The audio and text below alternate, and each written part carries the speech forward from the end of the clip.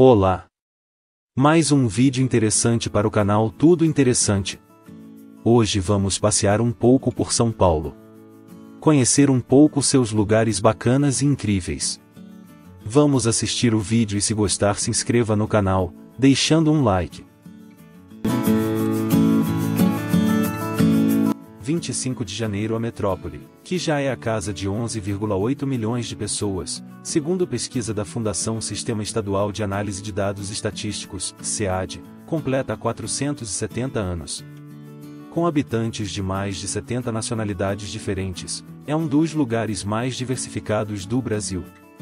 O município foi fundado em 1554 após a construção de um colégio jesuíta realizada por 12 padres, dentre eles os Padres Manuel da Nóbrega e José de Anchieta. Neste mesmo dia é celebrado pela Igreja Católica o dia da conversão do apóstolo Paulo, o que deu origem ao nome da cidade. Durante esses quase 500 anos, São Paulo vem colecionando momentos históricos para o país, como a Revolução Constitucionalista de 1932, a diretas já na Praça da Sé, as manifestações de junho de 2013, entre outros eventos marcantes. Todo ano a metrópole prepara uma programação especial e diversificada para celebrar a data. Atividades para a festa de aniversário paulistana, como shows, oficinas, circo, teatro e outros eventos para relembrar e festejar a fundação do município.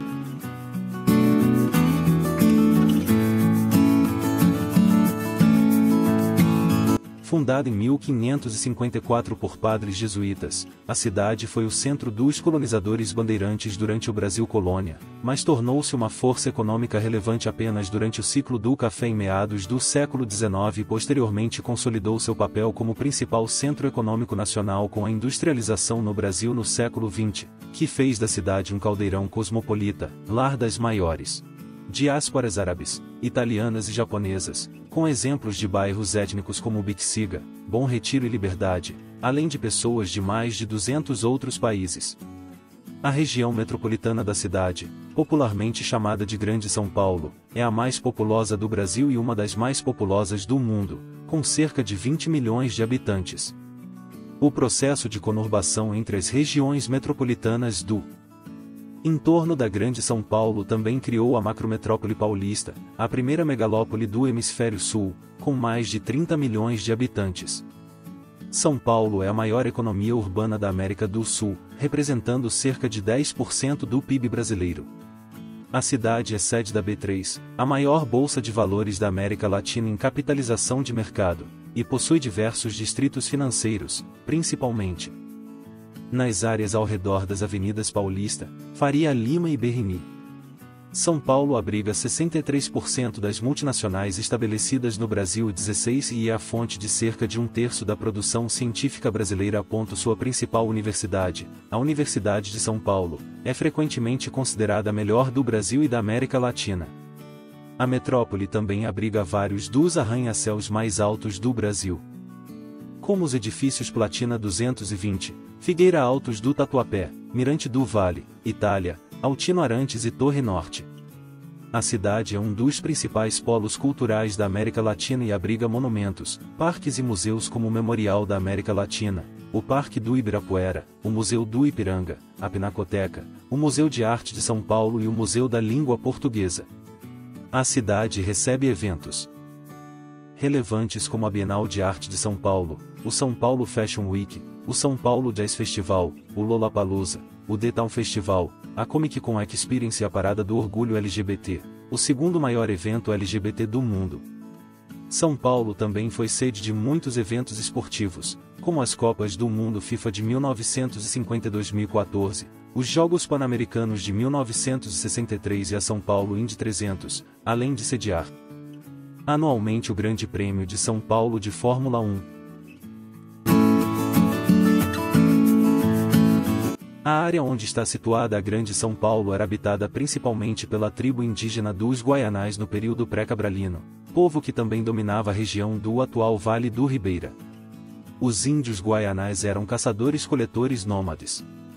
Eles não habitavam em ocas e tinham o hábito de viver em covas forradas com peles de animais e ramas. No início do século XIX, esse povo indígena estava extinto.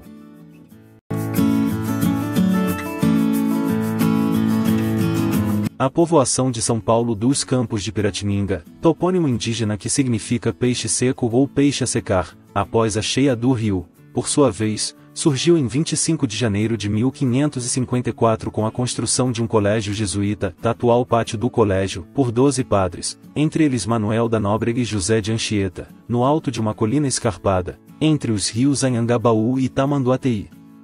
Tal colégio, que funcionava num barracão feito de taipa de pilão, tinha por finalidade a catequese dos índios que viviam na região do Planalto de Piratininga, separados do litoral pela Serra do Mar, chamada pelos índios de Serra de Paranapiaçaba. O nome São Paulo foi escolhido porque o dia da fundação do colégio foi 25 de janeiro, mesmo dia no qual a Igreja Católica celebra a conversão do apóstolo Paulo de Tarso, conforme disse o padre José de Anchieta em carta à Companhia de Jesus, e a 25 de janeiro do ano do Senhor de 1554 celebramos, em paupérrima e estreitíssima casinha, a primeira missa, no dia da conversão do apóstolo São Paulo e, por isso, a ele dedicamos nossa casa.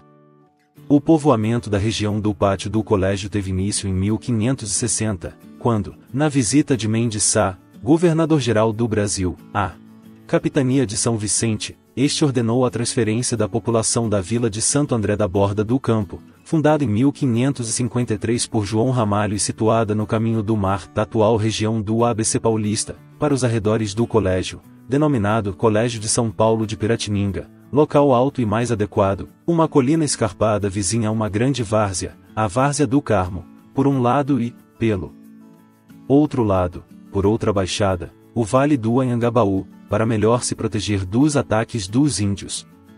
Em 1562, no entanto, incomodados com a aliança entre tupiniquins e portugueses, os índios tupinambás, unidos na Confederação dos Tamoios, lançam uma série de ataques contra a vila em 9 de julho, no episódio conhecido como Cerco de Piratininga. A defesa organizada por Tibiriçá e João Ramalho obriga os indígenas a recuarem em 10 de julho do mesmo ano, 30 e ainda em 1590, com a iminência de um novo ataque a cidade novamente se prepara com obras de defesa. Na virada do século XVII, os ataques de indígenas diminuem e se consolida o povoamento, nas palavras de Alcântara Machado, e afinal, com o recuo, a submissão e o extermínio do gentil vizinho, mais folgada se torna a condição dos paulistanos. Começa o aproveitamento regular do chão.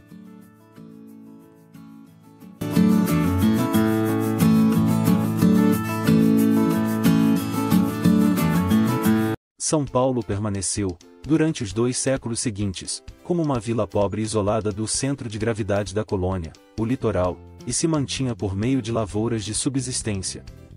São Paulo foi, por muito tempo, a única vila no interior do Brasil.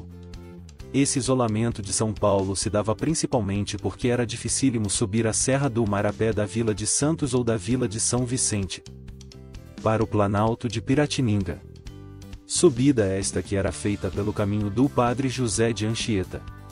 Mendes Sá, quando de sua visita à capitania de São Vicente, proibira o uso do caminho do Piraique, hoje Piaçaguera, por serem, nele, frequentes os ataques dos índios.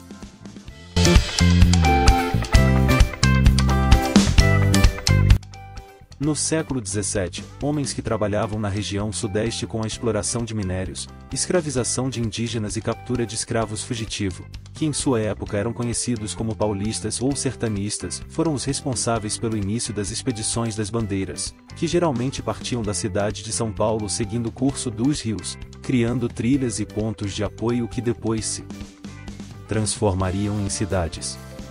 Essas explorações, que acabaram por ampliar o território da colônia do Estado do Brasil, tinham como principal objetivo a captura de indígenas para a escravidão através de ataques a aldeias e missões jesuíticas. Os principais bandeirantes, como esses homens ficaram conhecidos posteriormente, foram Fernão Dias Pais, Manuel de Borba Gato, Bartolomeu Bueno da Silva, Anhanguera, Domingos Jorge Velho, Antônio Raposo Tavares, Nicolau Barreto e Manuel Preto.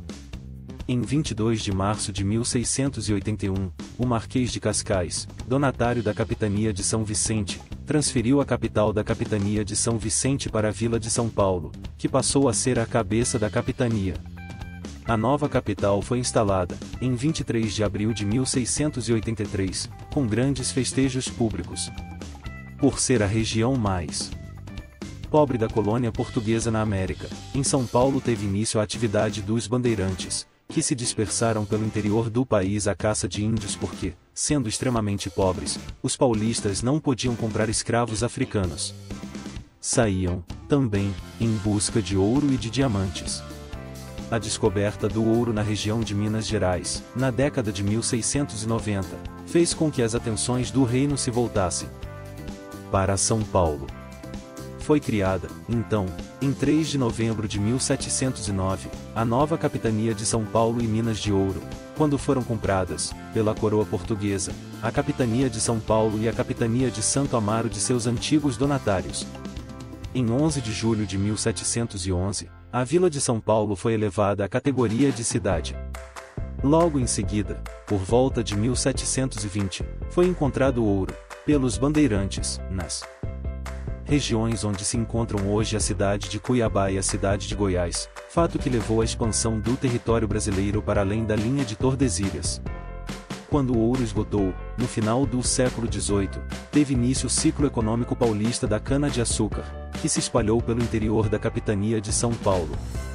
Pela cidade de São Paulo, era escoada a produção açucareira para o porto de Santos. Nessa época, foi construída a primeira estrada moderna entre São Paulo e o litoral, na calçada do Lorena.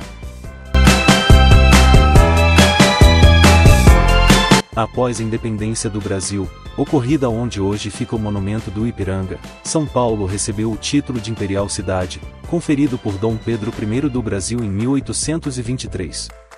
Em 1827, houve a criação de cursos jurídicos no convento de São Francisco, que daria origem à futura Faculdade de Direito do Largo de São Francisco, e isso deu um novo impulso de crescimento à cidade, com o fluxo de estudantes e professores, graças ao qual, a cidade passa a ser denominada Imperial Cidade-Burgo dos Estudantes de São Paulo de Piratininga. Outro fator do crescimento de São Paulo foi a expansão da produção do café, inicialmente na região do Vale do Paraíba Paulista, e depois nas regiões de Campinas, Rio Claro, São Carlos e Ribeirão Preto. De 1869 em diante, São Paulo passa a beneficiar-se de uma ferrovia que liga o interior da província de São Paulo ao Porto de Santos, a Estrada de Ferro Santos-Jundiaí, chamada de a Inglesa. Surgem, no final do século XIX, várias outras ferrovias que ligam o interior do estado à capital, São Paulo.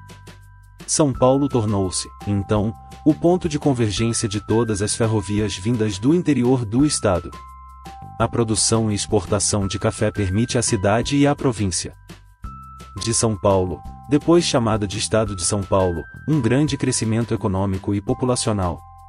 De meados desse século até o seu final, foi o período que a província começou a receber uma grande quantidade de imigrantes, em boa parte italianos, dos quais muitos se fixaram na capital, e as primeiras indústrias começaram a se instalar.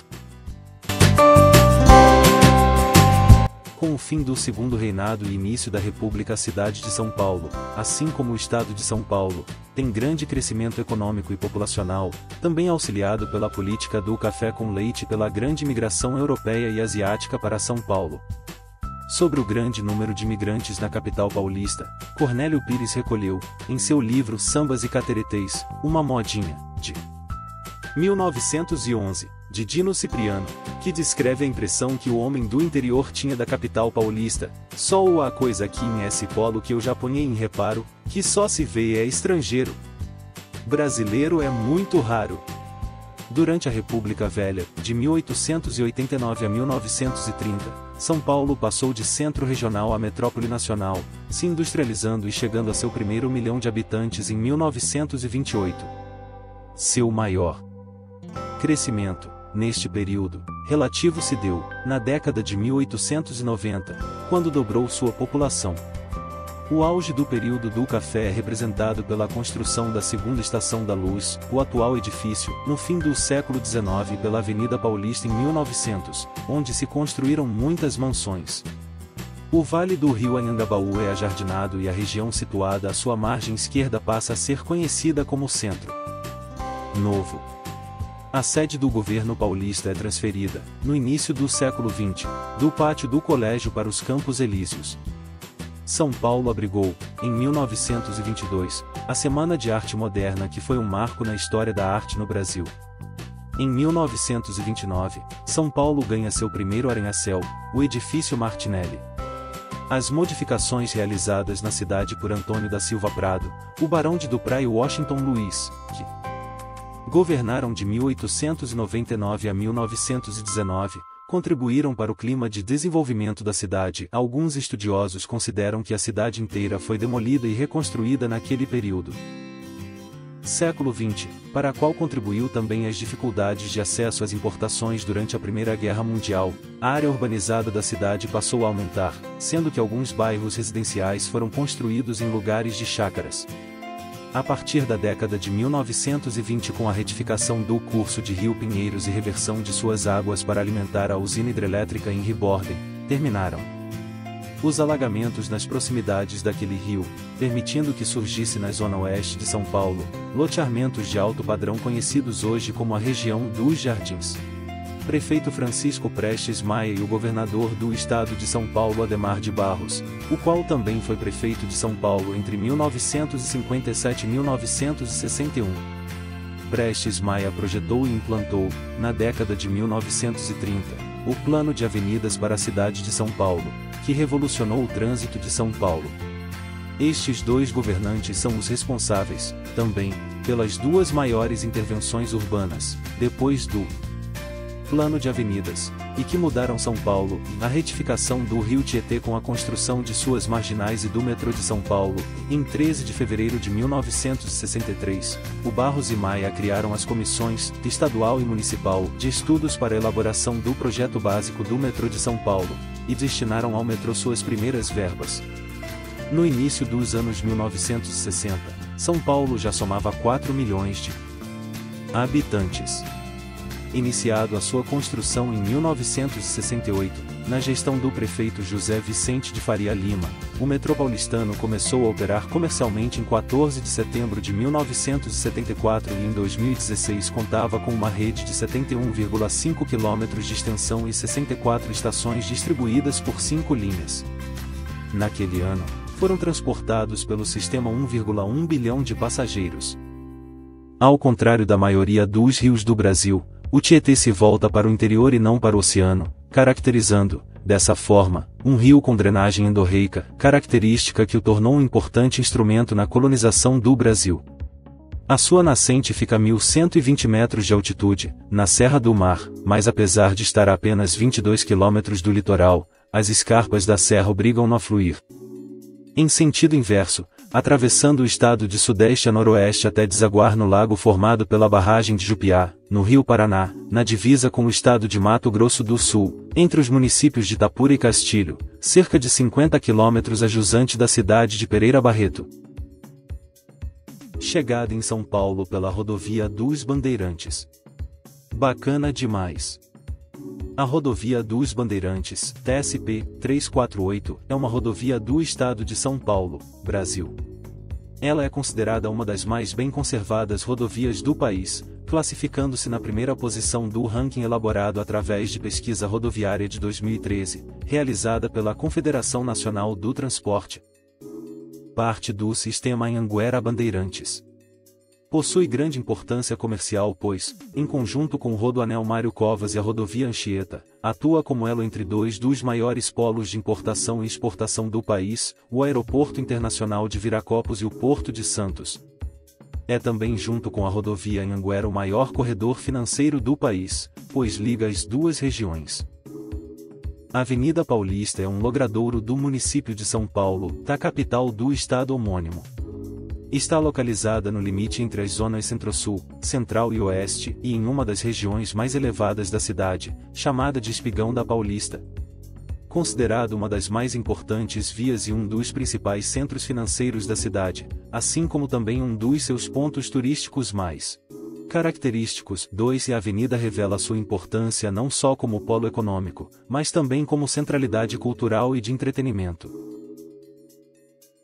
Abriga um grande número de sedes de empresas, bancos, consulados, hotéis, hospitais, como o tradicional Hospital Santa Catarina e instituições científicas, como o Instituto Pasteur, culturais, como o MASP e o SESC Avenida Paulista e educacionais, como os tradicionais Colégio São Luís e a Escola Estadual Rodrigues Alves.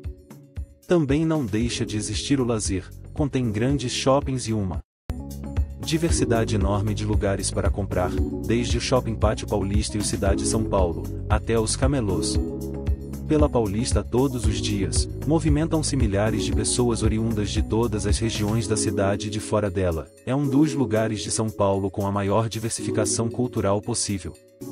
Além disso, a avenida é um importante eixo viário da cidade ligando importantes avenidas, como a Doutor Arnaldo, Rebouças, 9 de Julho, Brigadeiro Luiz Antônio, 23 de Maio, Rua da Consolação e a Avenida Angélica. De acordo com a Associação Paulista Viva, a população residente na avenida era de 5.000 em 2014. Sobre o Parque Ecológico do Tietê. Fauna. Os animais que vivem no parque são provenientes da mata do rio Tietê. Há uma grande profusão de coatis, que cercam as trilhas e constantemente as invadem. Há anu-pretos, biguás, gavião-carcarás, chupins, sabiá-bocas, irerês, abelhas, borboletas brancas, teius e capivaras. Destaque para a existência do CRAS, que foi criado em 1986, inicialmente para repovoar o Parque Ecológico do Tietê. O CRAS funciona como um refúgio pioneiro para a recepção e tratamento de animais silvestres, provenientes de apreensões do tráfico ilegal realizados pela Polícia Militar Ambiental e pelo IBAMA. Recebe atualmente uma média de 7.000 animais por ano, entre aves, répteis e mamíferos. A grande maioria são aves, cerca de 80% de várias espécies, araras, corujas, periquito. Diariamente, milhares de veículos se deslocam pela rodovia Presidente Dutra, principalmente no início da manhã e no final da tarde. A grande movimentação de carros, caminhões, ônibus e motocicletas é propensa a formar pontos de lentidão nos horários de pico. Marginal Tietê é considerada a principal via expressa da cidade de São Paulo, por interligar as regiões oeste, norte, central e leste da cidade. Além disso, ela se conecta diretamente às rodovias Castelo Branco, Anhanguera, Bandeirantes, Presidente Dutra, Fernão Dias e Ayrton Senna e ao Aeroporto Internacional de São Paulo Guarulhos.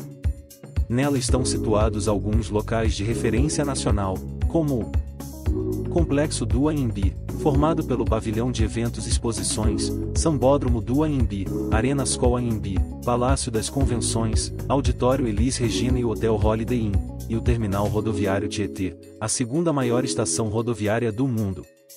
A Marginal Tietê forma com a Marginal Pinheiros a SP-15, e abrange também a Rodovia Dutra, que termina no quilômetros 235 e a Rodovia Regis Bittencourt, que começa no quilômetros 269, considerando o trecho de 34 quilômetros da SP-15. Em 20 de julho de 2015 a velocidade máxima da Marginal Tietê foi reduzida para 70 km por hora nas vias expressas e 50 km por hora nas vias locais. Em 25 de janeiro de 2017, a velocidade máxima da Marginal Tietê foi aumentada para 90 km por hora nas vias expressas, 70 km por hora nas vias centrais e 60 km por hora nas vias locais. Quem chegou até aqui, muito obrigado.